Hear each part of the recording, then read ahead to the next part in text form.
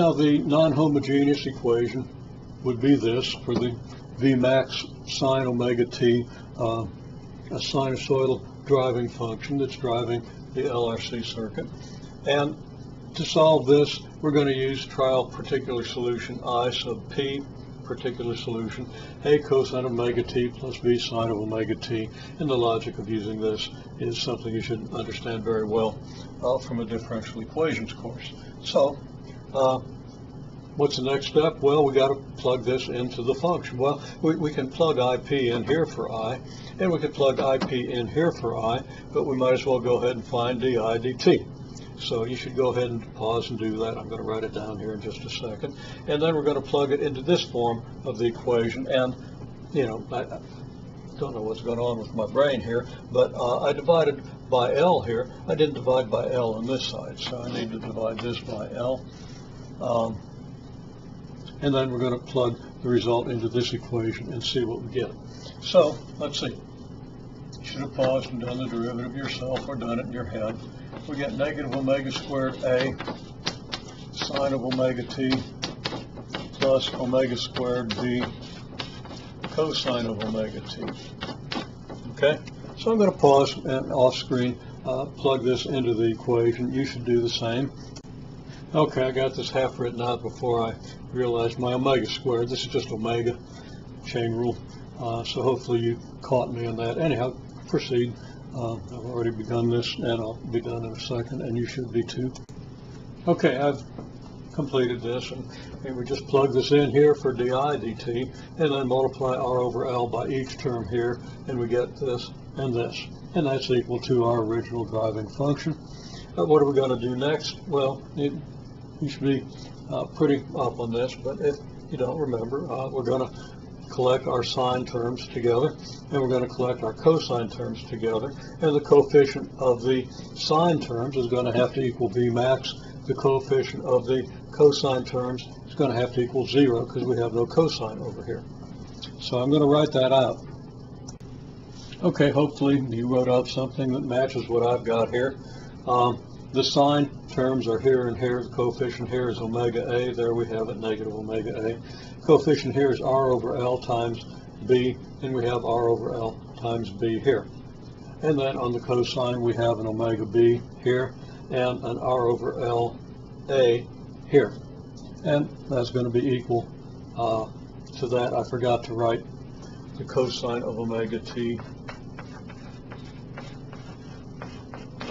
on this term.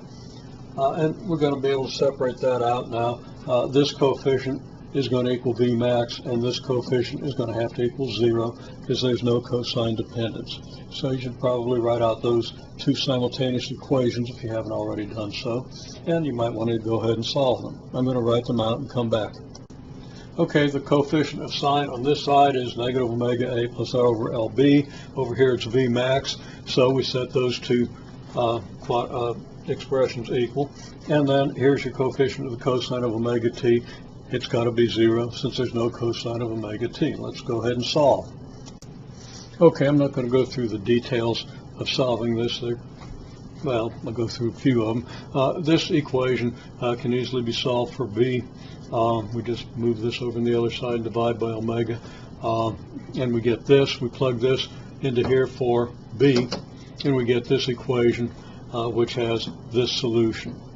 Okay, and I did a little algebraic rearrangement there, but there should be nothing mysterious about that. We get this pretty directly, and then if we multiply both sides by, or multiply numerator and denominator by L squared omega, we're going to get this.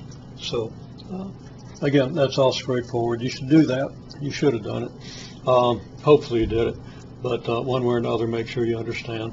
And then we get b equal to this because b is just negative r over L omega A.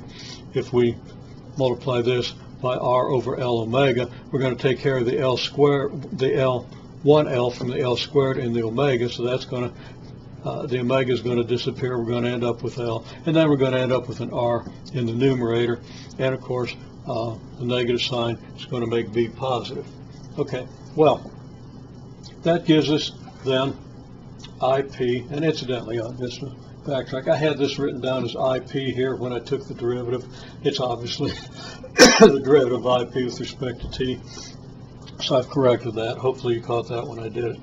Okay, IP then, if we factor out V max L over L squared omega squared plus R squared, which is a common factor of both A and B here, we're left with L omega cosine omega t plus R sine of omega t. Now the relative values of L omega and R determine the theta naught that we get if we combine these using the half angle, double angle, cosine, sine formulas into the form sine of omega t plus theta naught. So we still have the same coefficient out here. A couple of other things I'll point out about the solution. It might look like a big L and a big omega would give you a big amplitude here, or a big R would give you a big amplitude, but that's neither of those is true because we have L squared omega squared in the denominator, and we have R squared in the denominator. Now, of course, we've got an L in the numerator, and I'm not going to go through all the implications of this. Simply going to say what you get is this. You have some maximum amplitude out of this term. And I've left a term off, so let me fix that. Okay, when we combine the L omega cosine omega t and the R sine omega t, we get some coefficient times the sine of omega t plus some theta naught.